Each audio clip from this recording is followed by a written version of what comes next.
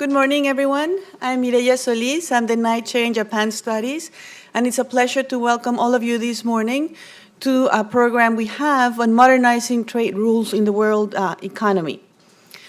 Almost 2 years ago, 12 countries signed the Trans-Pacific Partnership Trade Agreement. And a central goal for the negotiators was to modernize trade rules, given that they had not been updated at the multilateral level, with the WTO unable to conclude the Doha round. But the goal of the TPP was also broader. It was about disseminating trade rules so that other countries could use this to enact domestic reforms. And China clearly was a country that was in the mind of the negotiators. Now, the American withdrawal from the Trans-Pacific Partnership Trade Agreement a year ago represented a major setback. There's no question about it. But it was not an unsurmountable obstacle.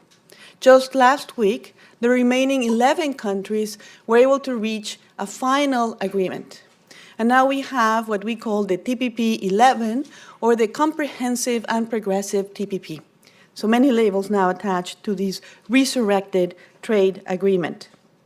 So the TPP disciplines are alive, and they are influential because they also serve as benchmarks to other ongoing trade negotiations. For example, the attempt to modernize the North America Free Trade Agreement. So today we have gathered a panel of top experts to discuss the opportunities and challenges of disseminating TPP standards in two critical areas of the world economy: the digital economy and internet governance, and competitive neutrality and state-owned enterprises.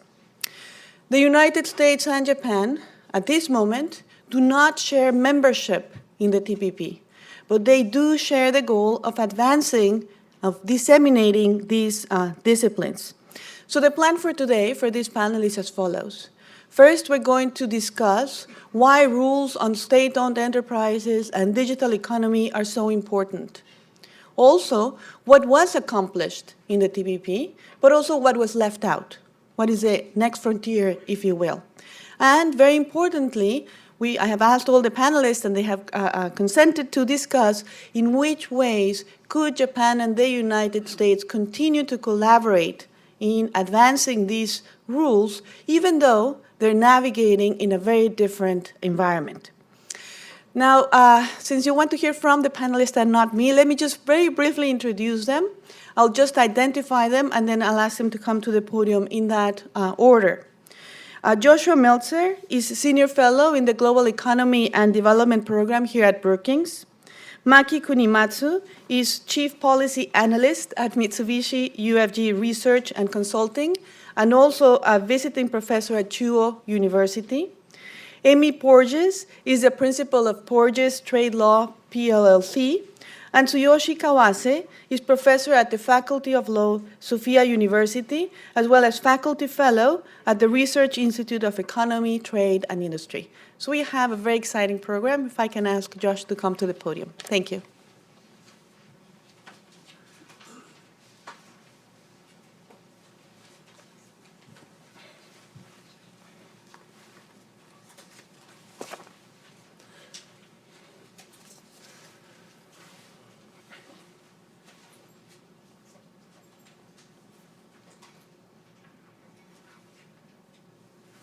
Great, thanks. Thank you. Thanks for that introduction, Maria. It's great to be here, and what a great timing, in fact, given that the President's made TPP potentially relevant, at least to talk about in this country. So I'm going to talk briefly about the digital trade dimensions of the TPP. I'm probably just going to spend a little bit of time giving a brief overview of why this matters for the US and globally in terms of the internet and data flows and what's happening on a global level, and then we'll have a look at some of the trade rules around the internet economy and where the TPP and now the TPP has made progress. So, importantly, the expansion of global data flows has been, very significant. This picks up really the notion of the flow of data between some of the key nodes in the system, just looking at submarine cables and essentially, the capacity that's on these cables. And it really just sort of shows that you can see between the US and essentially the EU, we've had the most significant capacity installed, and data flows are really twice what they are between other parts of the world, but the growth in data flows now is very much between the United States and Asia, China and Japan and the like. So just a couple of obvious data points around the fact that we've had a very significant internet growth and access globally. So approximately half of the world is online, but obviously that means another half remains offline, and there's a big digital gap there in that respect. People are getting online in a mobile capacity, so that's well understood in terms of the penetration of mobile phones and smartphones, and that's in the developing world.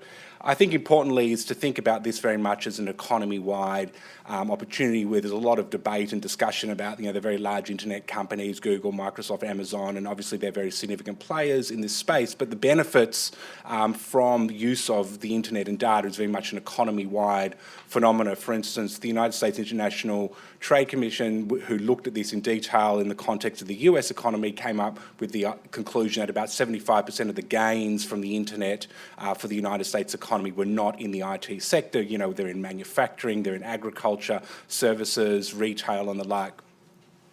And a lot of this is having very significant and important impacts on international trade and how international trade is conducted, and I'll talk about that in a little more detail. There is no fixed definition of actually what is digital trade. This is just one definition which has come out of the WTO e-commerce work program. The work in the WTO is very focused on this notion of e-commerce rather than this broader notion of digital trade. But I sort of wanted to highlight this notion of digitally enabled trade, or the way data flows enable trade. So we're talking not only about essentially the capacity to sell things online, but we're also talking about how data enables a whole range of activity, which then contributes to international trade. So maybe through improved productivity and competitiveness, which makes companies more competitive. We're going to talk a little bit about how new digital services are very global in nature, and they're very much part of digital trade as well. So,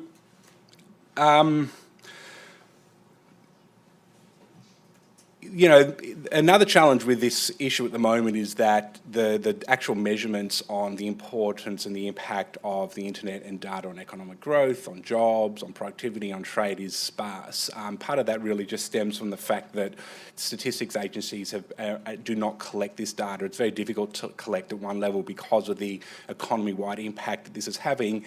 And there's a lot of work underway in international organisations to get a better handle on this. And so I've just picked up a couple of statistics here.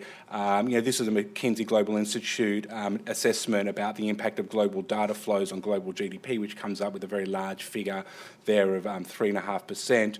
UNCTAD recently released their report on the digital economy, and they focused on the e-commerce part of it.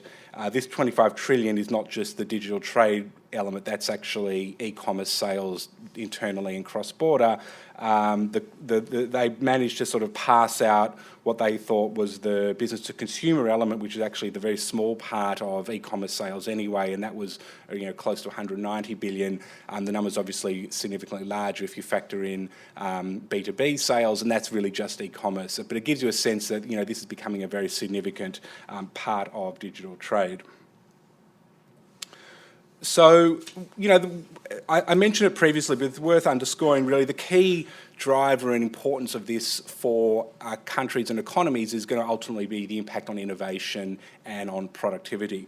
So if you look at, say, for instance, in the United States, certainly one of the key productivity drivers in the 1990s was through investment in information and communications technology. And the notion is that, a couple of decades later, we're really into a data-driven economy, and that's where a lot of the gains are going to be from innovation and productivity. Now, there's a big debate, obviously, around why productivity numbers are low and, why this hasn't flown through into improved productivity, and it's a global phenomena. And I'm not going to go into that in much detail now, but I mean, certainly that's that's the notional understanding of what the importance of this is in terms of, the impact on economies and on trade. I think it's worthwhile diving in a little bit just to understand how businesses use data in a little bit more detail to get a sense also of the cross-border nature of things. So cloud computing, for instance, which is essentially, providing, distributed access to computing power, whether it's sort of applications or services or infrastructure globally. So you have,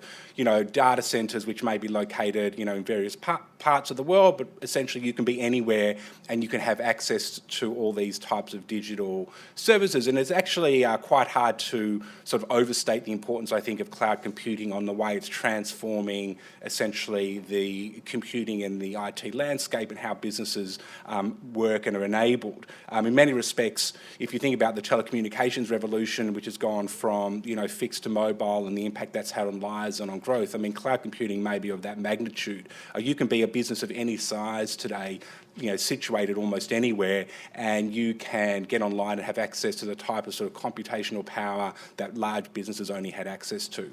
So, the benefits are potentially very significant here. The United States, of course, actually in this field in particular is very dominant, and so this is a real sort of growth opportunity for United States businesses as well. There is the Internet of Things, and a lot of this actually, I should say, is actually increasingly based on cloud computing, but the Internet of Things is essentially the idea that the sensors are increasingly embedded in things, which is then basically sending data back to centres where it's being recorded and analysed for new insights, and there's multiple applications of this, and this is only the beginning really. You see it being used quite widely, and we all have experience of it with FedEx, for instance, where you can track what's happening with whatever you've bought off Amazon, but this is a global phenomenon where supply chains are being managed, very accurately, using RFID devices and understanding essentially, the movement of goods in and out of warehouses and allowing just-in-time manufacturing and this type of thing. But increasingly, we're wearing, sensor-enabled technologies on our people. If you have a Fitbit, for instance, that's an Internet of Things device that's sending, data back, which is being analysed, and you can imagine the applications of going into the homes, into smart cars and the like. And this is going to generate enormous amounts of data over time. So this is a big data phenomena, which is essentially, the idea here is not all that new, but it's basically the gathering of large amounts of data, like data sets which have been sort of larger than what we've sort of been used to analysing before, and the application of analytics to that data to generate insights. So the big data is not really the new thing, it's the ability to derive insights from them. In some respects, it's a capacity to aggregate data sets across borders. If you're doing medical trials, and you can actually have populations that you can sort of do trials in different parts of the world, and you can derive insights a lot more rapidly and the like. But certainly this is being used by governments, it's being used by researchers, it's being used by businesses, and it's very much a global phenomenon. So taking this into sort of a more formal digital trade, thinking about it, the way I sort of think about this is in terms of four major transformations. And, that is the idea that it's having an impact in terms of the ability to be on platforms, to sell online, on the services, on essentially services value added in manufacturing or servicitation of goods, and we can talk about that in global value chains. So digital platforms is probably the most straightforward one. You can be on eBay, you can be on Alibaba, you can be on Etsy, you can be on Mercado Libre, and you can be a small business and you can be reaching customers globally and immediately. So you basically can become an export and you can become global in a way that was not possible before. And this is really having a significant impact, particularly on how small businesses can engage in international trade. It's sort of sometimes referred to as this democratization of international trade, and there's some good data which actually supports this opportunity for SMEs, and not just in the developed world, but this is very much a global phenomena. Whether we're in India or in China or in Europe, this is actually happening. Trade in services can obviously be increasingly, delivered online. So you can think about, professional services. You can be an architectural service. You think about when you download software. You get access increasingly to a whole range of services over the internet. And so the internet is creating this new opportunity for that to happen globally. Global value chains, in a sense, we spoke about this a bit in terms of the use of, radio frequency identification devices, the RFIDs, tracking and tracing. But you think about basic things like communication, email. I mean, a lot of what's enabled global value chains and that disaggregation of production has been information communications technologies. It's been the internet, it's been data flows globally, and that continues to be the case. There's an interesting question about, you know, as we move into this increasing transition from goods into services, whether we're going to see more localization and what that impact on global value chains can be. But certainly at the moment, it underpins a lot of this global production. And the digitisation of goods is really sort of a transformative thing which is going to affect trade, but it's going to affect production broadly. And this is, to some extent, the idea of smart manufacturing. You know, Germany's got their Platform Industry 4.0. There's the Industrial Internet Coalition in the United States, which is really looking at how data and internet and connectivity is completely transforming the manufacturing space and turning a lot of what has been the value of manufacturing is increasingly coming from these sort of overlaid digital services rather than the actual goods production. You can think of an extreme example like 3D manufacturing, where you imagine the scaling of that technology and essentially, you know, the trade in goods becomes a trade in a design to a 3D printer located in another country, which then prints the good actually close to the location of the customer. But you think about, for instance, you know, a large goods producer, for instance, like Caterpillar in the United States, which produces, you know, what is undoubtedly a major good which gets exported globally. You know, Caterpillar provides now a whole range of essentially over-the-top services. They monitor their machines in real time. They provide analysis about how it's being used in terms of grading. They can determine when parts need to be replaced before they actually break down and communicate with relevant factories and have those parts delivered to where those machines are, so you minimise downtime. So they're, in a sense, beginning to sell solutions rather than goods. Rolls-Royce, for instance, you know, which manufactures jet turbines, sells now packages which are based on the hours in the air that the plane is rather than purchasing the jet engine per se. So they basically provide a solution which is a payment based on how many hours the plane flies, which is, you know, includes servicing and maintenance and monitoring the aeroplane and making sure that, you know, downtime's minimised and the like. So you can see how this is transforming business models as well. So just briefly, while we've got a fairly open internet and global data flows, what we are dealing with is an increasing environment where there are barriers and restrictions to the movement of data globally. To some extent, as the opportunities are becoming global, governments are paying a lot more attention to what this means in terms of their regulatory agendas. There's various other concerns about, for instance, Iran's got the halal internet, you know, which prohibits, you know, access to particular content which it deems, you know, offensive to Islam. You know, China blocks apparently 11 of the top 25 global websites, and up to 3,000 websites are blocked in China, you know, for various political and commercial reasons. You know, you've got security concerns overlaid with that, where governments increasingly feel that they need data to be local, whether it's law enforcement agents getting access to data in case of, you know, law enforcement issue, you know, concerns about other governments snooping on their citizens' data and the like. And so we're seeing a whole range of measures being proposed and introduced globally, which is actually having the impact that data is being increasingly restricted and less global.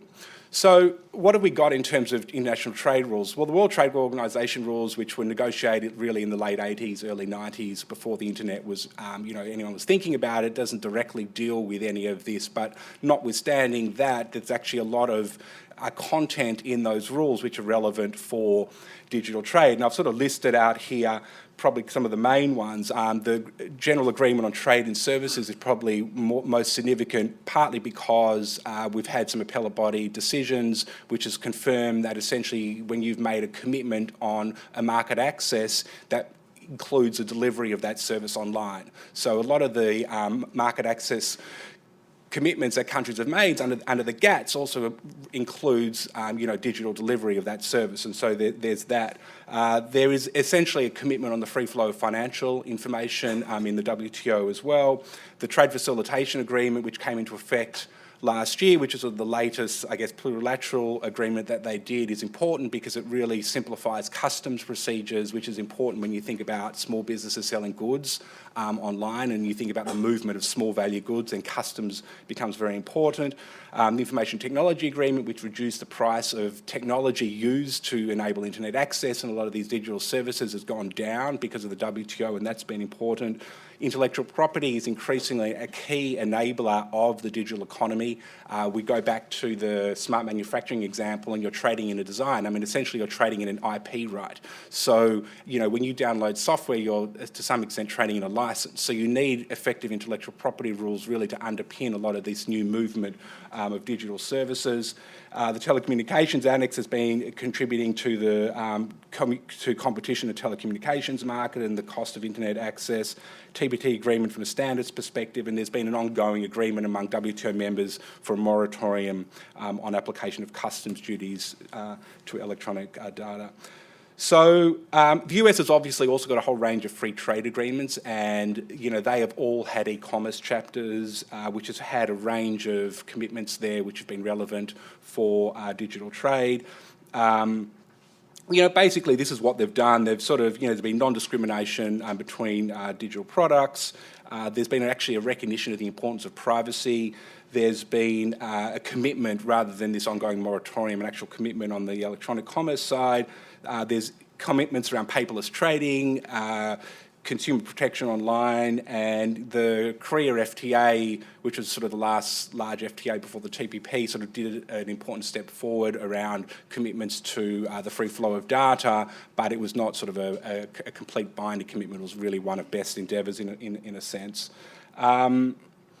So the Trans-Pacific Partnership, the US really led a major effort to beef up rules on digital trade in that agreement, and the outcome was very significant. And this is not a complete list. I just wanted to pull out some of the main ones, the ones that I consider most significant. So there's a commitment in there now to the free flow of information globally. So this gets at this issue that data flows globally are really important for the way trade's conducted, the way businesses are conducted, subject to a GATS Article 14 style exception, and we can talk about that. There's a commitment to avoid data localization requirements, again subject to an exception. There's a commitment around not disclosing source code as a condition of market access or investment. There's a recognition of the importance that everyone has internet access and use of applications of their choice. And they sort of expand on the privacy issue and talk about essentially saying, look, everyone's going to go and approach privacy differently. It's got to be robust, it's got to be strong, but these regimes need to be interoperable, and we need to work towards that. Of course, all these FTAs have got commitments, in intellectual property, standards, competition policy. So this is a broad agenda, and other elements of the trade agreements matter, but we won't go into that in detail now. And so that leads me to the latest iteration, the Comprehensive Progressive. I actually kind of wish I hadn't called it that, because I'm not sure what they call it if the US rejoins. Is it no longer Comprehensive and Progressive? And I'm just going to call it the TPP. And really what they did was they suspended provisions, right? So they haven't actually excised these provisions from the agreement. I'm actually sure what suspended quite means, but it seems to signal that they're open to these provisions coming back into force under the right circumstances, and one would assume that is when the US, if it does decide to rejoin at some point. And I picked out just a couple. I mean, there's actually a whole lot in there that's suspended, just to sort of highlight some where they've suspended them, which are relevant for the digital part. So there's no extension of the copyright term. There's no new protections for rights management information, which is again a copyright issue, and no obligations to have safe harbour. And safe harbour, which we all know is the Digital Millennium Copyright Act in the United States, which is this sort of balance between what internet service providers are meant to do, take down a notice for hosting copyright infringing material and the like. And, the US is, these are not there. Now, it has to be said, a lot of these are already in the United States bilateral FTAs, and the US has got bilateral FTAs with, I think it's 6 of the TPP 11 that are left over. So it's really, there's no FTA with Japan. There's no FTA with Vietnam, with Malaysia, so there are some countries where these do not apply. So I don't think from a US perspective it's terrible at this stage. We've obviously now got the NAFTA negotiations, where the latest report is 90% of the digital trade chapter has been agreed. That's not surprising given that they've already agreed to the digital trade chapter now in the CPTPP, which obviously Mexico and Canada are party to, and one would assume that in largely what we saw in the TPP is going to get reflected in the NAFTA negotiations. So I think this will be the next iteration where we actually see US participation. I'll leave it at that. Thank you.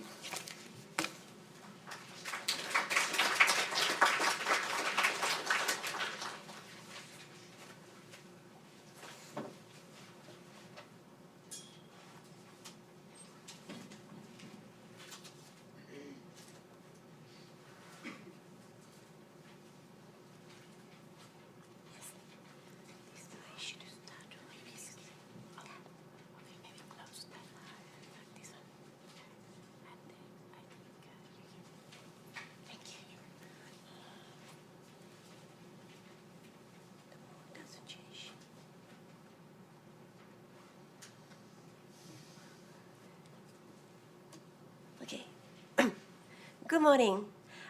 It's a great honor of mine to join you this morning. Thank you, Maria and Brookings Institution and distinguished panelists, namely Amy, Joshua, my esteemed friend Kawase, and all participants.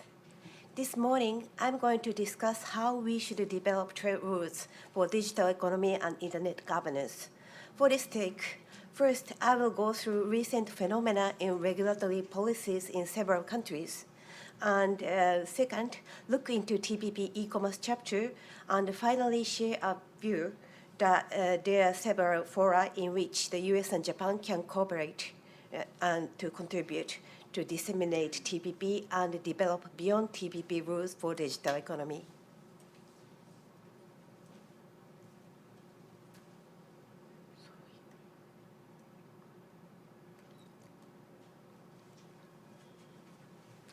After year 2010, or even within a couple of years, we have been observing several countries introducing new regulations and policies that would give a negative impact for free flow of data.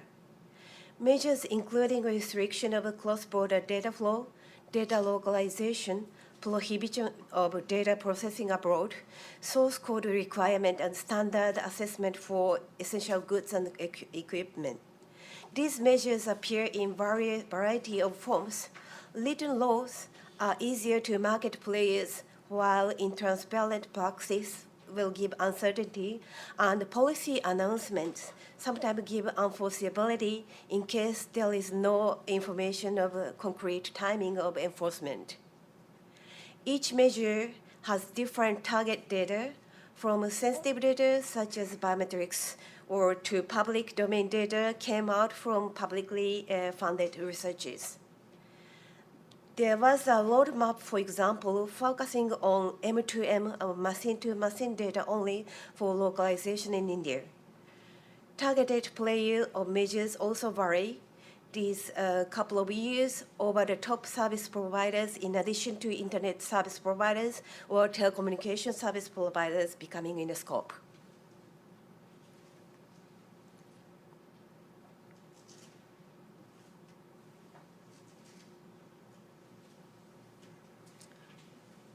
Sorry, I'm having trouble. Oh, It's not covered. so, ごめんなさい. And then, this one.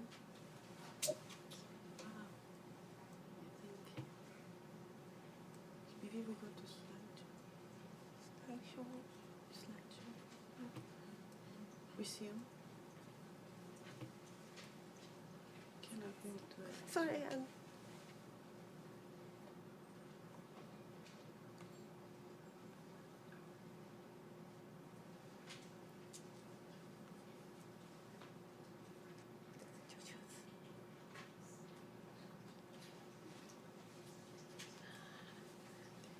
Thank you so much.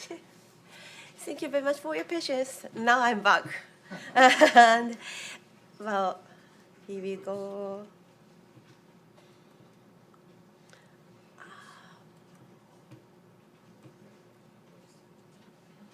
Okay, this is the one. Well, Asian countries, including China, have laws and regulations and draft of laws or policy papers that include data localization, that you have to put your server in their countries, or restrictive measures for cross-border flow of certain data. Some of them are sector-specific, such as financial sector or healthcare sector, while others are horizontal in nature and have the broader scope.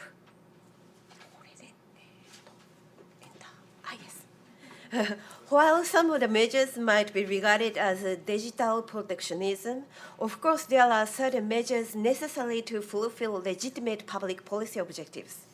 We basically share the notion of balance between policy objective and acceptable exemptions from existing trade agreements, including Article 20, like Joshua listed up. We basically agree that at least we need certain measures to protect privacy, consumer, national security, public order, intellectual property, competition, and so on. So accumulation of WTO dispute cases help to draw the line of balance between protectionism and policy objectives. Also, agreements under WTO and chapter of FTAs provide issue-specific and sector-specific legitimacies, such as prudence in financial services sector.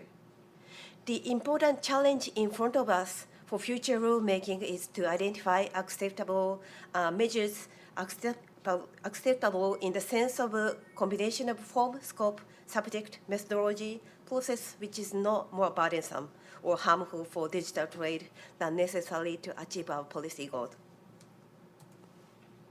For this sake, our team of Mitsubishi UFJ Research and Consulting, which is a private think tank I belong to in Japan, is now working on mapping measures of selected countries as a part of METI study project to help identify the balance between legitimate policy objectives and protectionism. The study is yet underway, and now we are learning different types of measures. Some of them are already within the scope of TPP, and others fall in the traditional GATT or GATT Services Agreement or FTA chapters. Therefore, provisions of existing trade agreements are still effective to give discipline for digital transactions. Also, we find that there are certain blank or empty spots in our map where we could encourage other countries to keep it as it is, not to introduce additional regulations. Our interview and questionnaire surveys to business sectors in Japan and abroad finds that business sectors prefer the scope of measures as limited as possible and as clearly defined as possible, of course, for achieve cross-border business and creating new business models. Sharing of successful business models by using blanks of environment without restrictive measures may encourage countries stepping back from introducing new measures. APEC or Asian Pacific Economic Cooperation may be appropriate place to do this kind of exercise. Last week in Tokyo, head of delegates agreed to sign TPP 11 agreement in forthcoming March, as Milia introduced, and without amendment of TPP Chapter 13 that provides the most advanced set of rules to govern e-commerce. The e-commerce chapter is based on years of works in several international fora. TPP is the first FTA to successfully include mandatory rules for data free flow, data localization, and source code. This we call three principles of TPP e-commerce chapter in Japanese trade community. As we are observing measures inconsistent with these principles have been introduced or are under preparation of introduction by non-TPP countries, dissemination of TPP principles will be challenging and urgent task. There are still issues in TPP e-commerce chapter. However, this is a wonderful chapter, but still have challenges. Especially some exceptions of obligation in data free flow and data localization provisions give large discretion to the government of each member. Legitimate public policy objectives can be rationale for exceptions so that legitimacy has to be further identified. Best endeavor provisions are also legally weak. There are also questions regarding effectiveness of coverage, dispute settlement function, and private sector contribution to TPP. While several countries are introducing new measures, it is essential for US and Japan to improve and disseminate this e-commerce chapter of TPP or notion or spirit of TPP chapter, e-commerce chapter.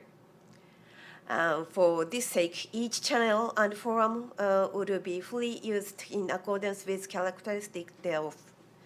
Through current text of TPP has some challenges, we can expect it would be developed in a better shape by going through negotiations and discussions in different international fora, including other FTAs.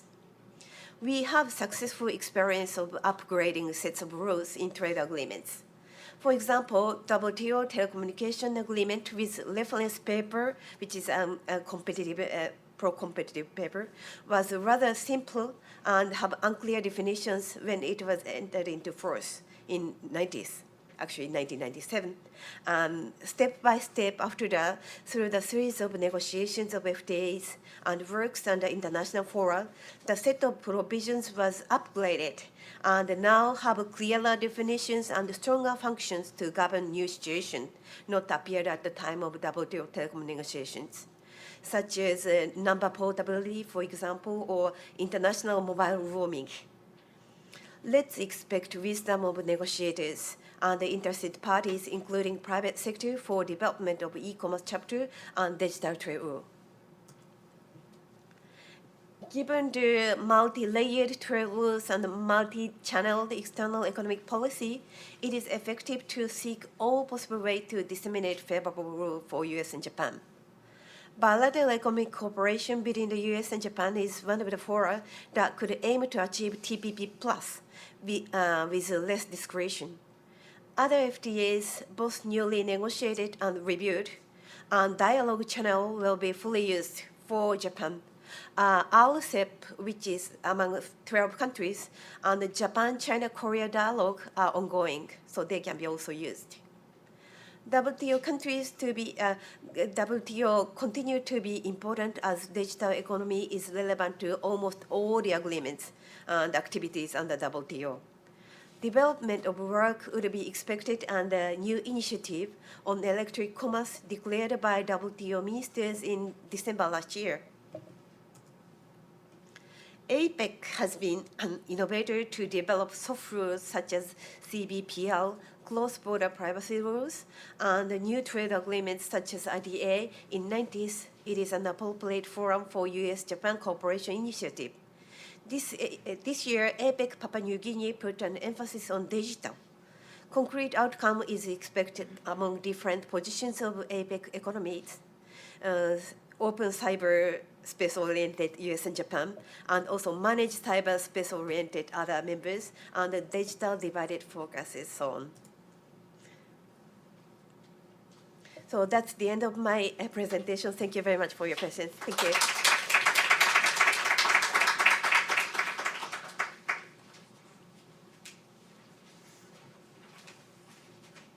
So you're not going to use. Okay. You can keep that up. I'm also thankful. I have no PowerPoint. And I will try to keep this short.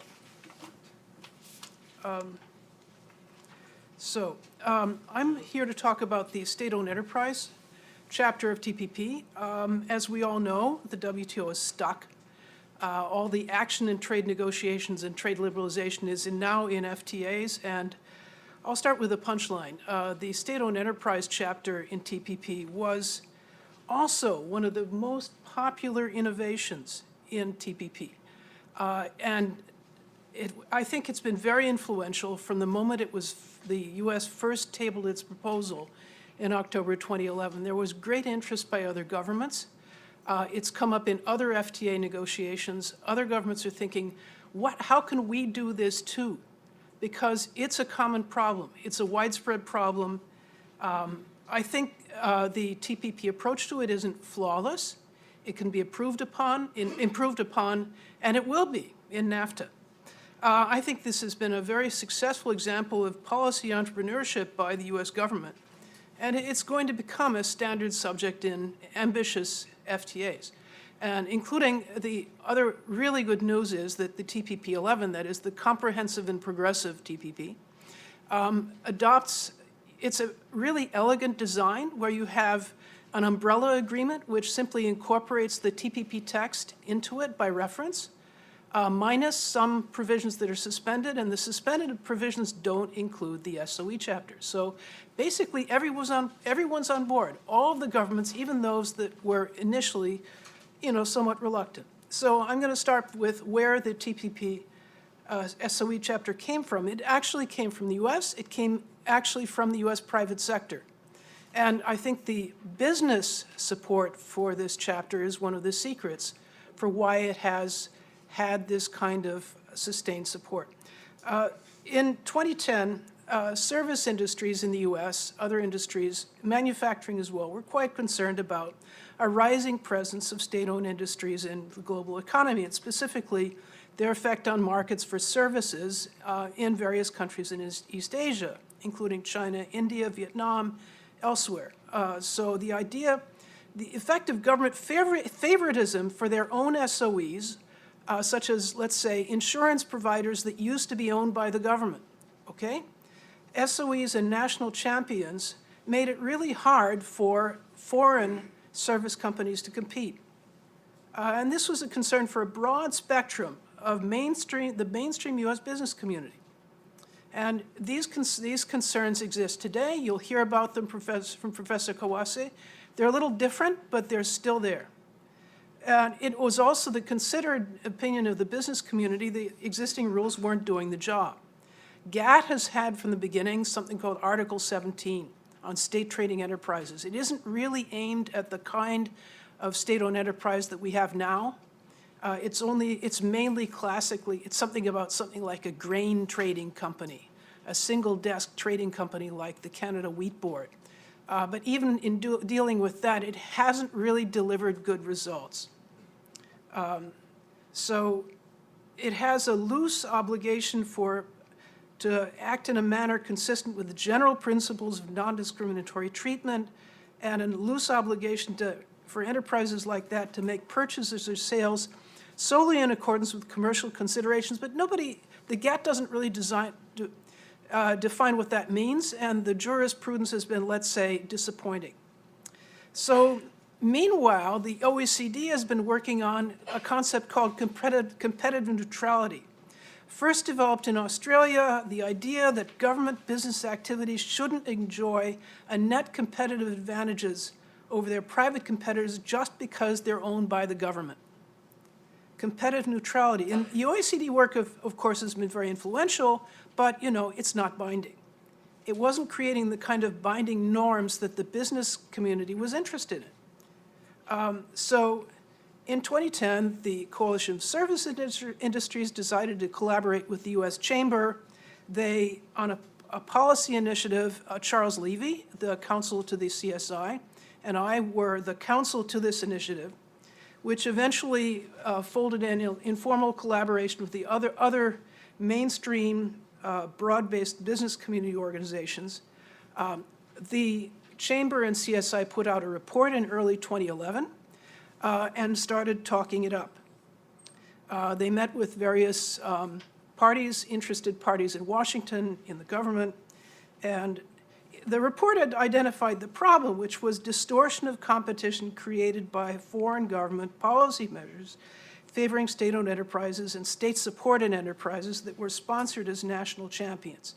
And the thing was, the report proposed that we needed new rules. We needed new rules, and where were those rules going to be taking place? In the TPP. By 2010, the Obama administration had decided to go for the TPP as part of its strategic pivot to Asia.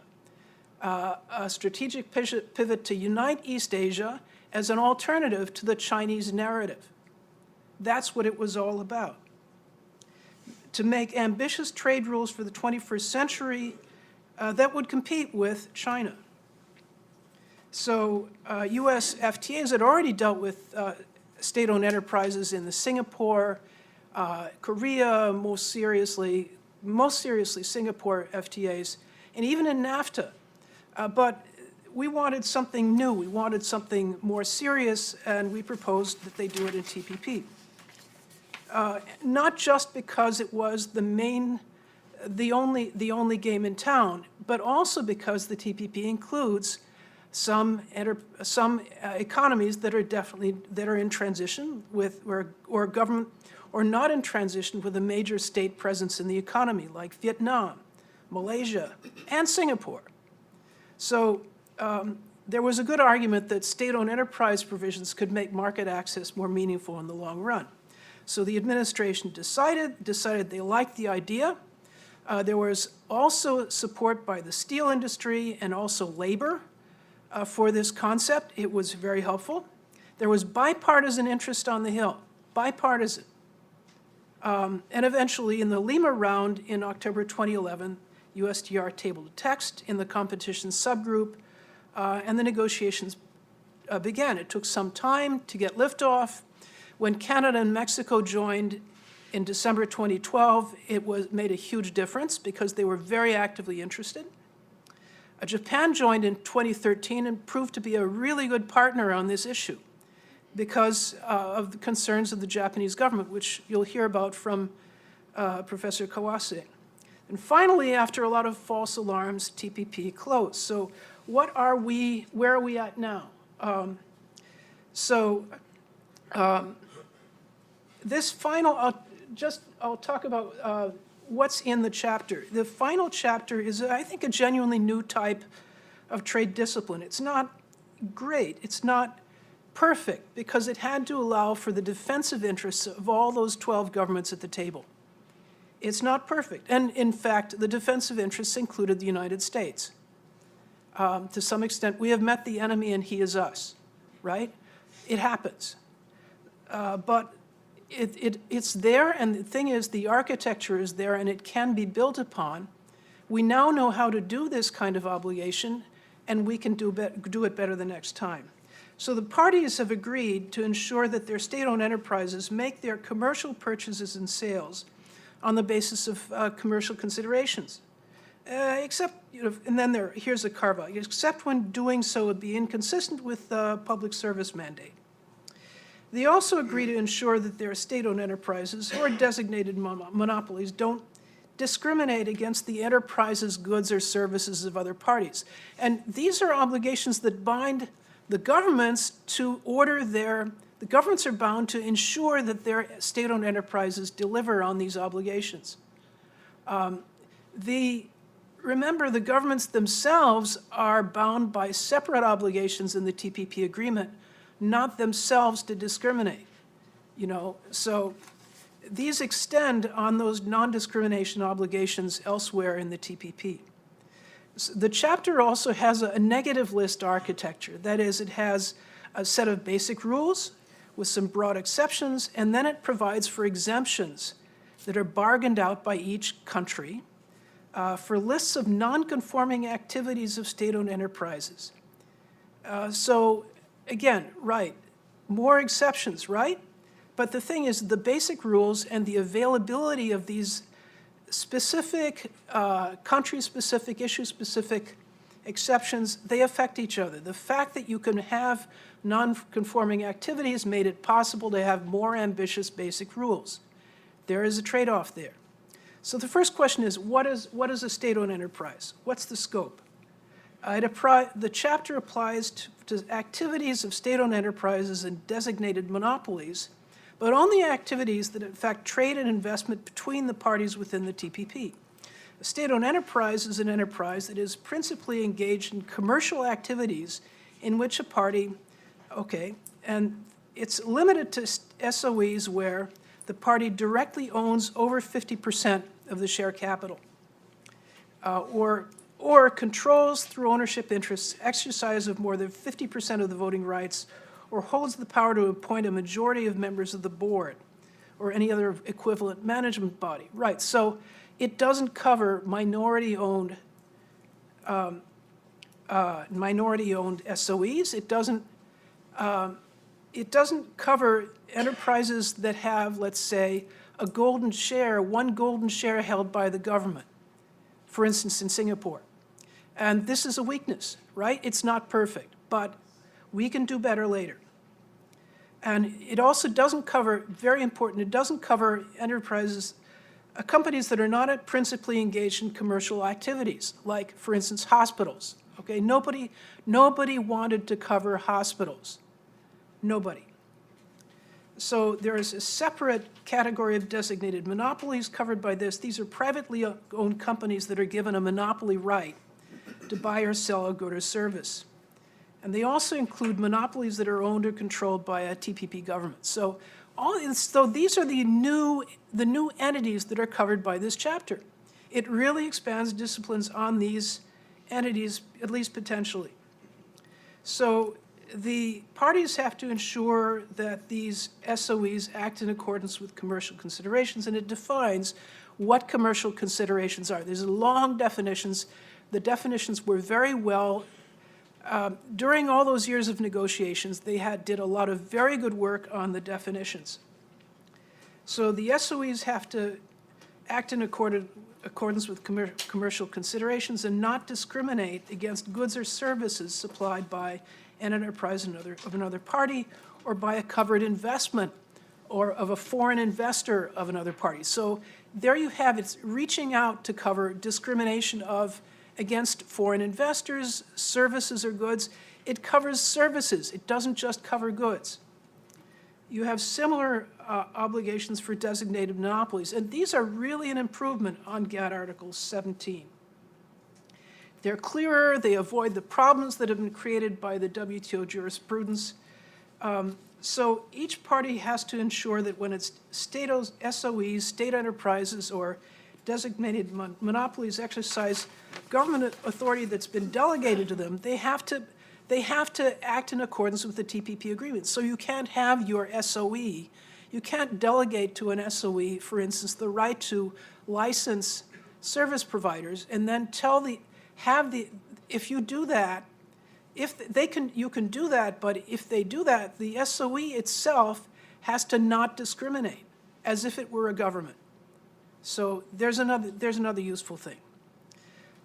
There are further obligations. Administrative bodies have to exercise their regulatory discretion in an impartial manner, including with respect to SOEs. Also useful, right? Because that is, of course, another big problem where the government cuts their SOEs a break. There are provisions that ban automatic sovereign immunity for SOEs. And then there are elaborate disciplines on subsidies called non-commercial assistance provided by a government to its own SOEs, or subsidies provided by SOEs to other SOEs. And those were of great interest to a number of parties in the United States. I refer you to the text, they're very elaborate. A non-commercial assistance is basically assistance to an SOE by virtue of its government ownership or control. Finally, transparency. Each party has to provide a list of its SOEs, and it has to answer, upon request, provide information, a long list of possible information about things like ownership, shareholding, government connections, revenue, assets, exemptions that an SOE benefits from, all kinds of information that are normally not available for state-owned enterprises or haven't been available in these markets. These are exactly the questions that people often ask about Chinese SOEs, by the way. So yes, there are exceptions, there are exclusions, big issues that finance ministries care about. The finance ministries got carve-outs for, as they always do. Monetary policy, exchange rate policy, financial services regulation by stock markets, activities for resolution of failed or failing financial institutions. This was, after all, right after the crisis. Sovereign wealth funds are outside these disciplines if they're just doing asset management. So are government pension funds, government procurement, and also sub-central SOEs and designated monopolies at the sub-central level. Now that is a good question. That's something that could change in the future. And small SOEs, okay, with under a certain value threshold, the current 200 million SDRs, which is about $291 million. So that's where we are now.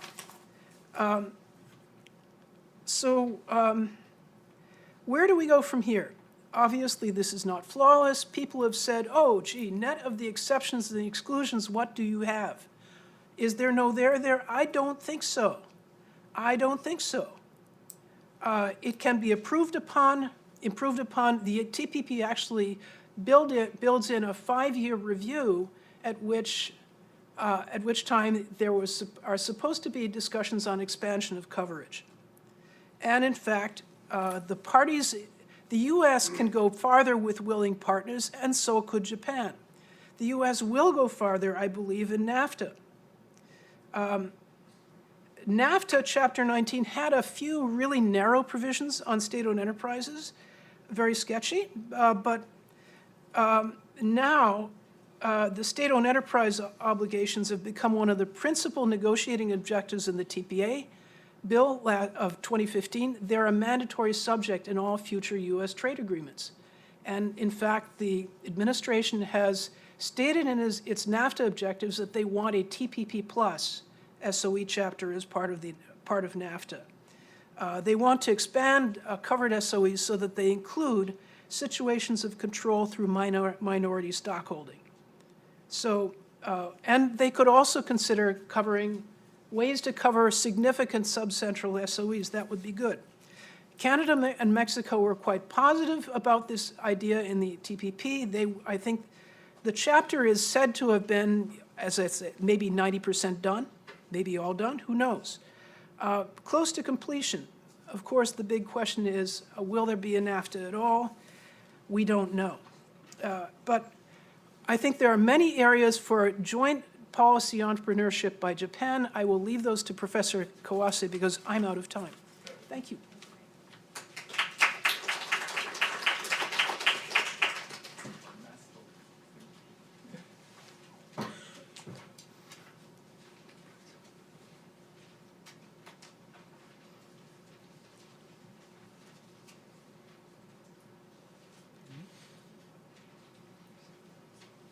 I believe I'm in a trouble. Does anybody help me out? Okay.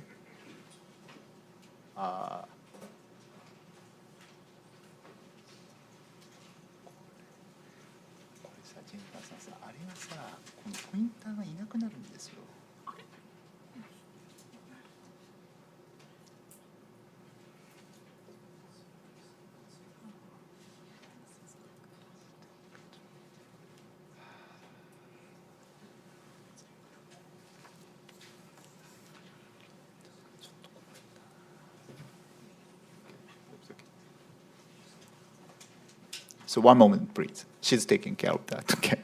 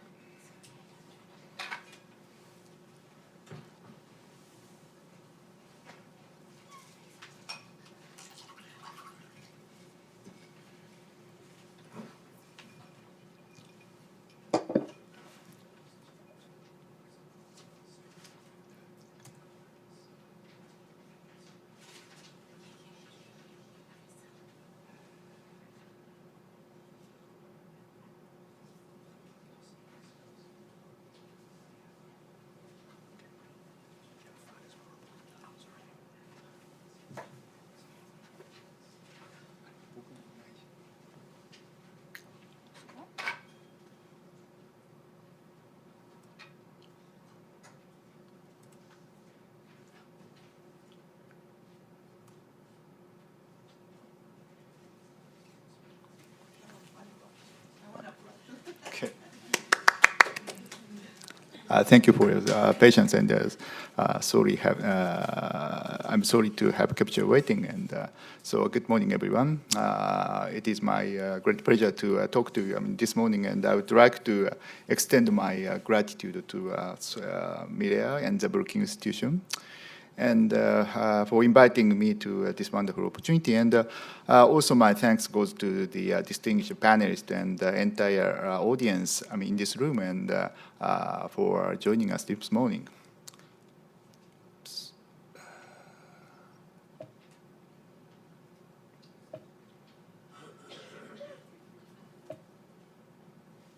So this morning I will touch upon the recent developments and strategy regarding how Japan and United States can disseminate TPP level or even TPP plus rules on SOEs and competitive neutrality.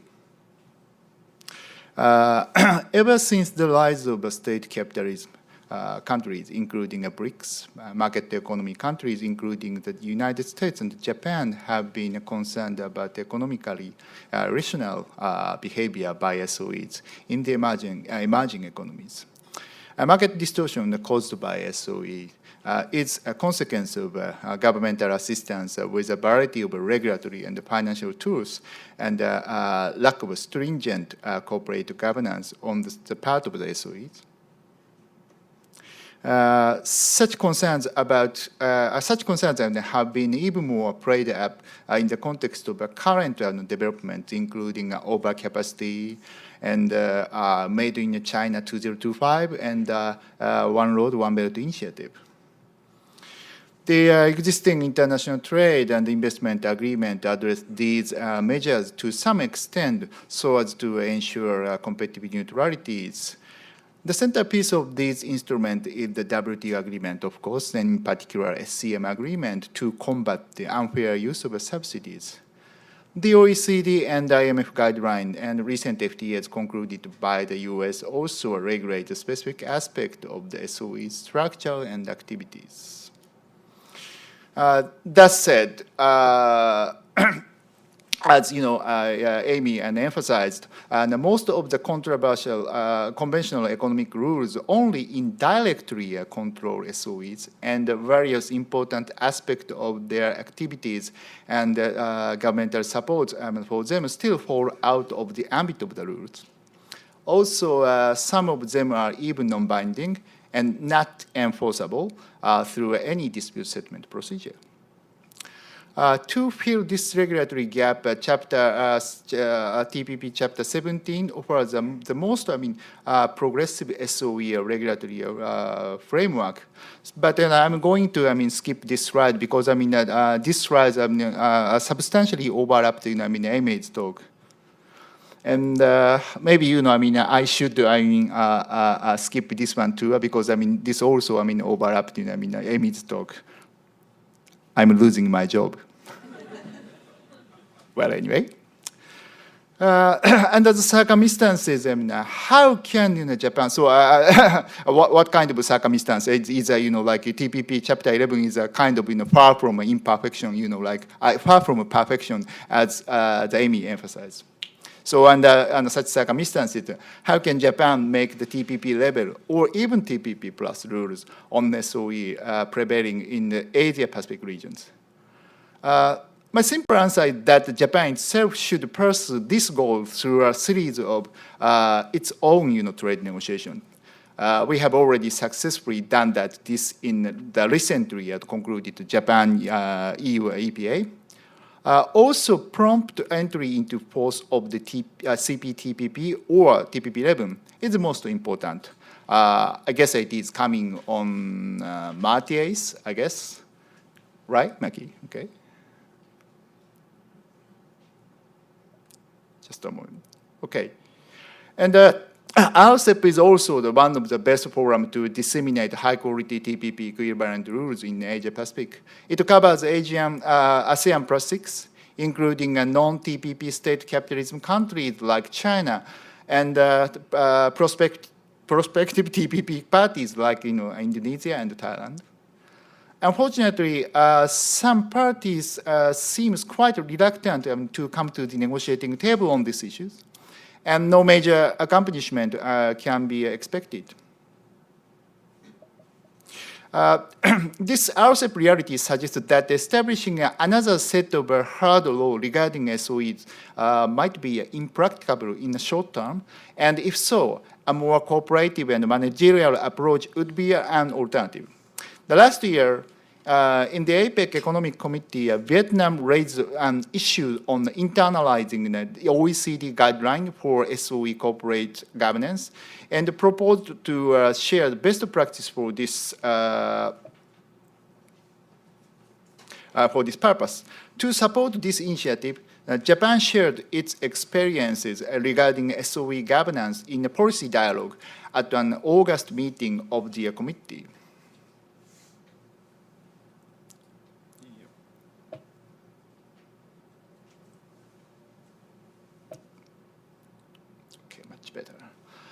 The framework for this, the purpose has been already established.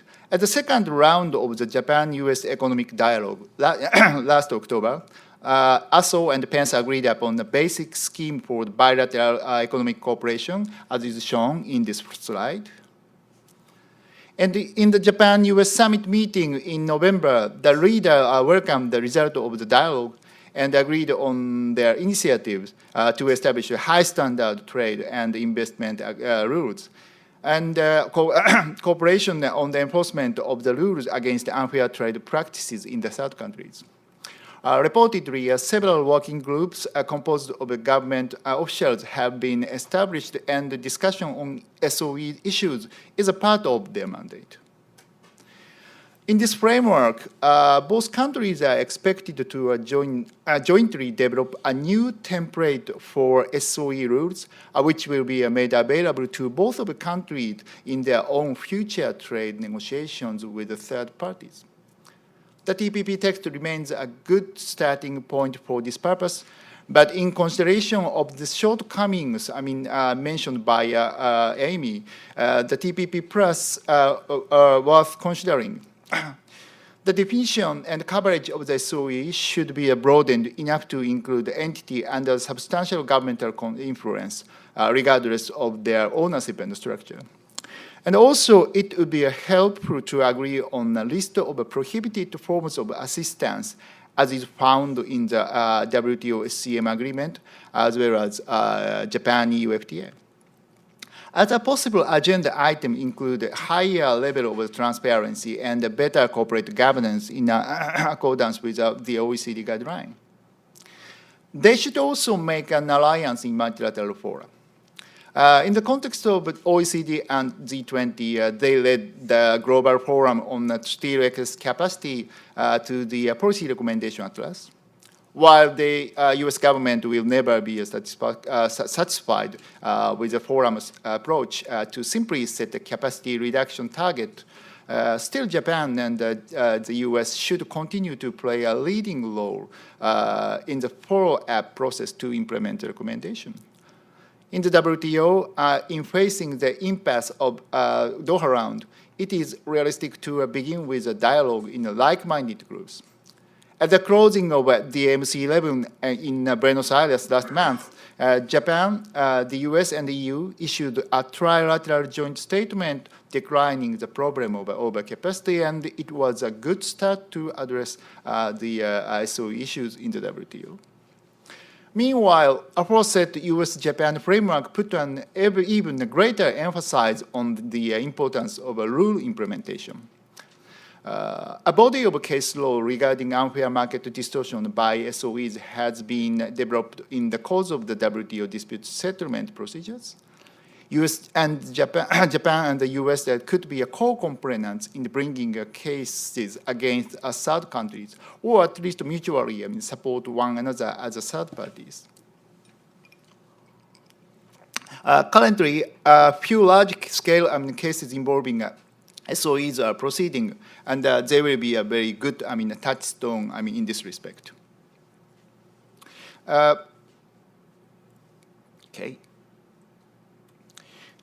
Yep. In addition, both countries can utilize unilateral trade remedies for this purpose. Japan and the US can concert trade remedies enforcement against the same unfair trade practice by a specific third countries. Japan's recent imposition over AD duties on the PET resin originated from China, following the same move by the United States, is a very good example. The investigation authority of both countries can also share information regarding SOE's unfair trade practices for future investigation. Technical assistance is another example of the practical cooperation. In fact, in the past few years, Japan's METI has been holding seminars on a regular basis, inviting investigators from US DOC and US ITC to share their abundant experiences, including those in SOE cases, with a Japanese counterpart. So I guess that's all from me this morning, and thank you for your attention and patience.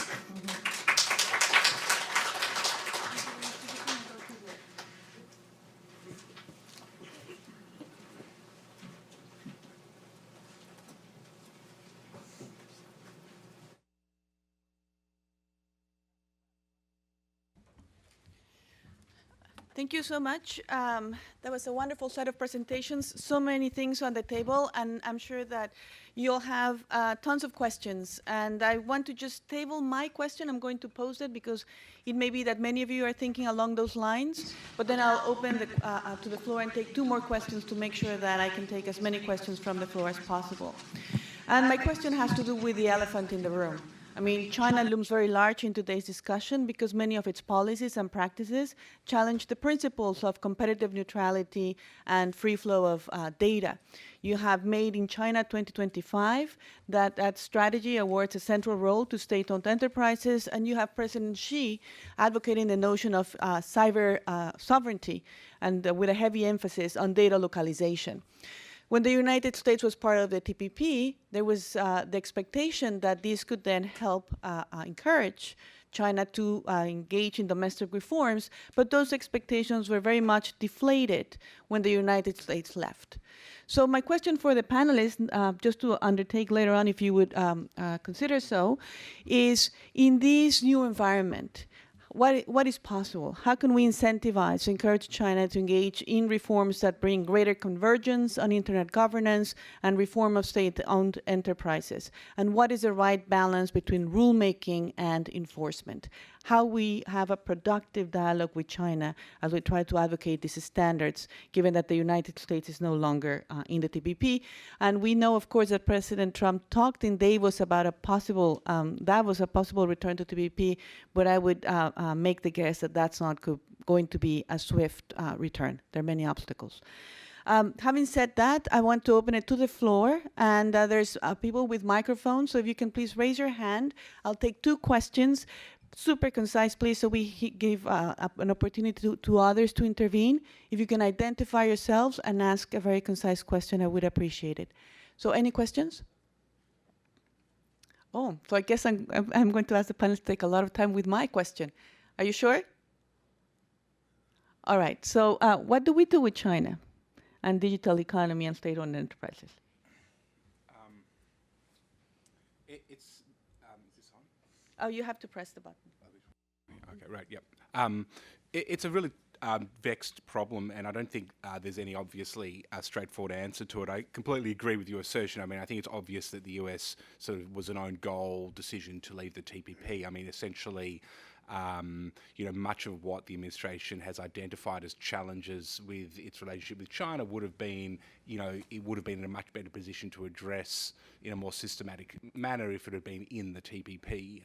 And finding its way back to something like the TPP, whatever it may be, is going to be part of that at the end of the day. I think there is, on the cyber sort of digital side, a conversation that's been underway at different levels with the Chinese government about all the challenges that you identified. I think one of the key problems is that what China seems to have done is they seem to have turned what are essentially some serious economic issues into a security issue for them. And you have President Xi, who essentially heads that security apparatus now, and it means that I think the discussions become more challenging because you essentially have to convince the security side of the government that this is actually something that should be more open and more liberalised, and I think that will be increasingly difficult. So I don't see an easy solution at this stage. I do think, though, that what needs to happen is that the United States, Japan, and the EU need to get on the same page with this issue. I think the issues that separate them are pale insignificance compared to, I think, where the common ground is, and the challenges I think that they all face with regards to where China's heading on this issue, call for a united kind of response. And I don't think that, I think that it's going to require that type of common sort of action and common position, whether it's, through bilateral dialogues or broader trade rules and the like, which is, going to be required to get any significant, I think, change on the Chinese side. Thank you, Josh.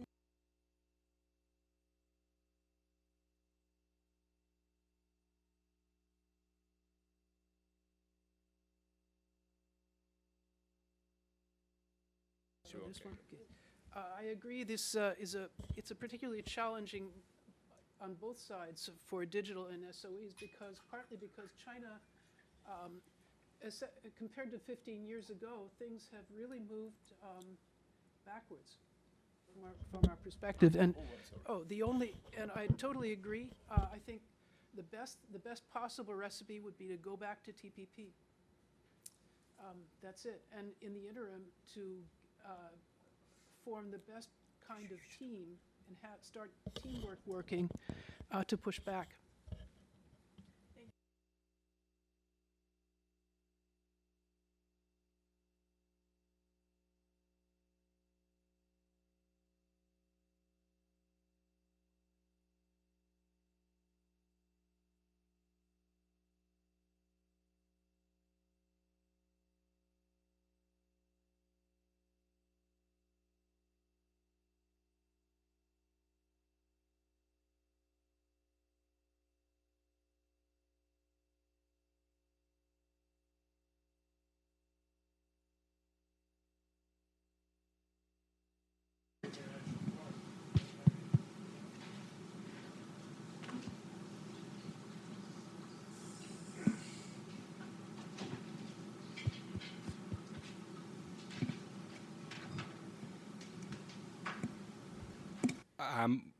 No, I think that there's clearly a debate underway. I absolutely agree with the premise. And, you know, empowering reformists, I think, has always been a core part of the agenda here for the United States and other countries. And I think that has to continue. I mean, this is still somewhat of a fluid situation.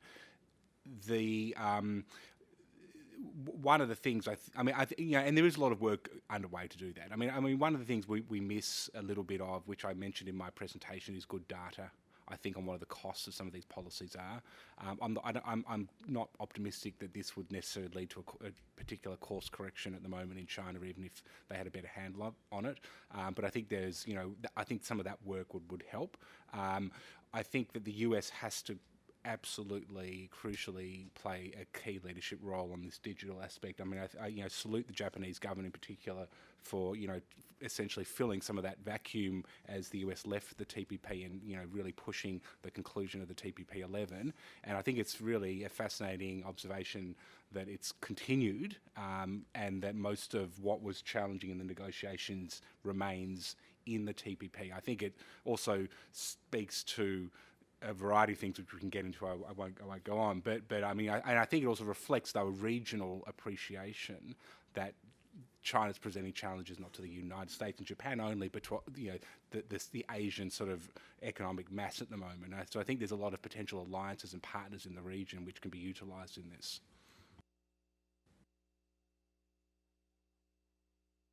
Thank you. I have one more question for the panelists, but I see a hand. Is that Claude? I can't see very well. Claude, please.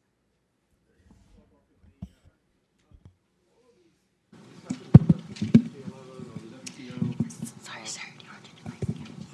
Miss the point that the United States is about to act. And I'd like to, and even with a feckless administration such as we have now on trade, I'd like to get your reaction to what the United States should do if it, as it seems about to do, is going to act alone on intellectual property, on the forced transfer of technology, on a variety of issues. It's a kind of fantasy to think that we could wait or go to the WTO, which could take a decade. But what should we do now, or if anything? On the cyber side and on the SOE side, both.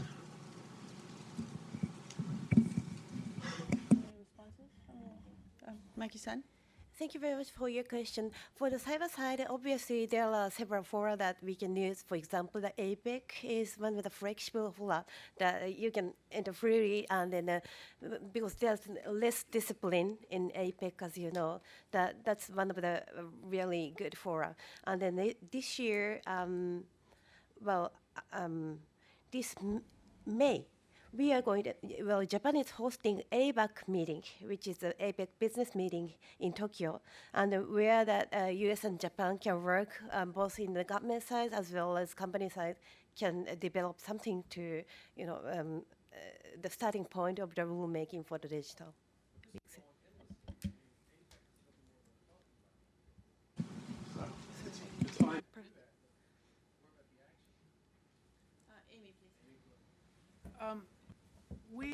I know we have had How to be diplomatic.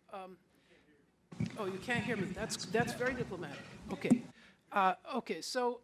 Yes, we've had many. We're all reading the newspapers, right? Every day we are. This is the administration. Ever since January 2017, people have started using far more time looking at the internet than they used to, right? Because anything could happen any day. It's just that kind of environment.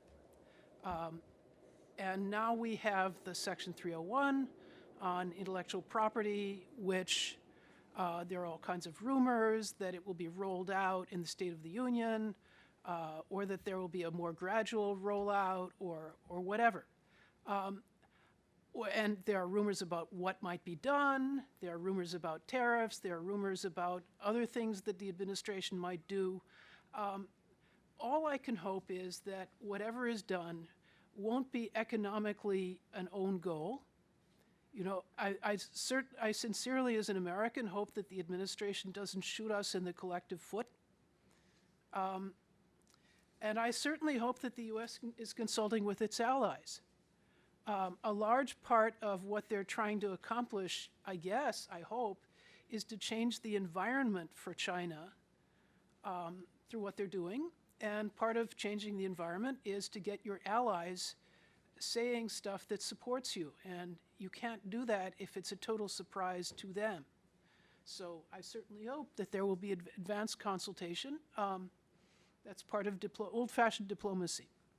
I'm sorry, that's not an answer maybe, but I think it's actually kind of an essential element of the environment that we're in, that as the president has said, America first is not America alone. Thank you. Tsuyoshi-san, do you have a comment? Oh, okay. So my last question, if I may, because again, I think we're all grappling with how different the world looks today. And when the TPP 11 was announced just last week, I think that one of the striking facts was how much of the agreement was left in place, as the panelists have mentioned through their presentations. And the idea was that the TPP would likely unravel without the United States because developing countries would not agree to the commitments on the rules area once they would not have access to the large American market. And this expectation did not pan out. And there were 22 suspensions, and the bulk of them, if you look at the actual commitments, were in the IP chapter and a narrowing down of the investor-state dispute settlement mechanism. But by and large, the state-owned enterprise provisions, and certainly the e-commerce and a lot of the digital trade economy provisions remained. So I guess this brings the question of the resilience of these rules. And I would like to ask the panelists, why do you think that these rules, even though they are challenging for developing countries, have been so resilient and they made it through in the TPP 11? Also, there's a question in the back. Okay, but we're almost out of time. If you can ask your question very concisely, I'll take that last question, the lady in the back, and then a last round with the panelists, and we'll close. Thank you. So that lady, thank you. Thank you. So my question is, what kind of difficulties and core issues that you think prevent e-commerce from growing internationally? Okay, great. All right, thank you. Last word from the panelists on these issues. Tsuyoshi-san, dozo. Yes, okay. So I'm answering to Miriam's second question. And I believe the SOE chapter was not the major obstacle to the TPP 11. As Amy said, the level of ambition of the original text is very, not so high and acceptable to even the Vietnam and Malaysia. And Malaysia actually, requested the modification of party-specific exception regarding Petronas. It's a oil national champion company. And this is the only suspension of the original text regarding SOEs. So Vietnam has already set about drastic SOE reformation. And took an initiative, APEC talks on the corporate governance of SOE, as I explained. So this shows Vietnam's appetite and for the SOE reformation. And simply, Vietnam didn't need any suspension of the original text of the Chapter 11 of the TPP. That is my answer. Thank you. All those exceptions and exclusions made this chapter very digestible, yeah. right? But the basic thing is that I think it reflects a lot of interest in the business community everywhere in being able to compete more effectively with legacy state-owned enterprises. As for the digital chapter, my God, the digital chapter was, I think, one of the most popular bits of the TPP. It was being used. This was the big thing that the Obama administration was using to market the TPP domestically. I don't know how it was used in Japan, but everybody wants to be on the internet. I don't know anybody who doesn't want to be part of the information superhighway.